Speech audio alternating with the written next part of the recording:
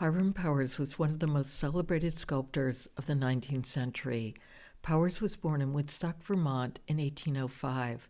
His father was a farmer, and his grandfather, Dr. Stephen Powers, was one of the first settlers of European descent in the Woodstock area.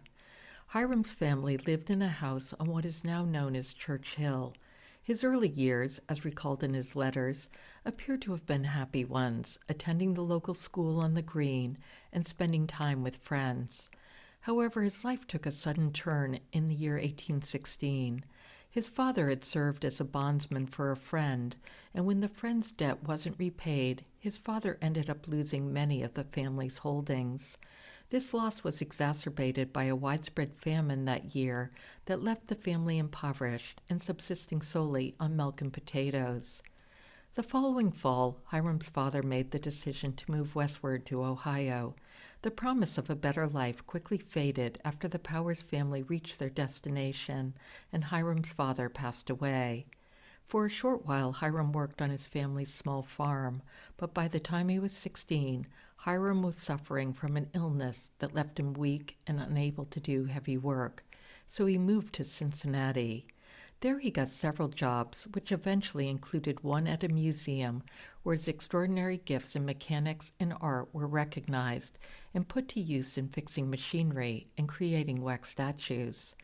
One of the exhibitions at the museum that became a sensation was the interpretation of the infernal regions as described in such classics as Dante's Divine Comedy. This exhibition included a host of phantoms, monsters, and other devilish creatures. While the exhibit was horrifying, it also showcased Hiram Powers' talents, and people were soon requesting that Hiram create busts of them in clay or beeswax. Powers' talents caught the attention of a wealthy and well-connected man named Nicholas Longworth, who provided Hiram with some travel money to Washington and a letter of introduction to President Andrew Jackson. Jackson commissioned Powers to do a sculpture of him, which Powers masterfully completed, launching his career in elite circles.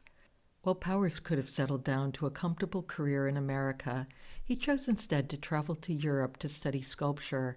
He established a studio and quickly became a successful portrait sculptor in which he caught his sitters' likenesses. He also began to create idealized sculptures that went beyond representing a person's actual features and instead represented a set of ideals or qualities, such as the bust entitled America. This statue shows the youth, strength, and beauty that Powers felt was integral to the fledgling country for which it was named. The Woodstock History Center is grateful to have this extraordinary piece of art in its collection that was gifted to the museum by the Ottaquechee chapter of the DAR.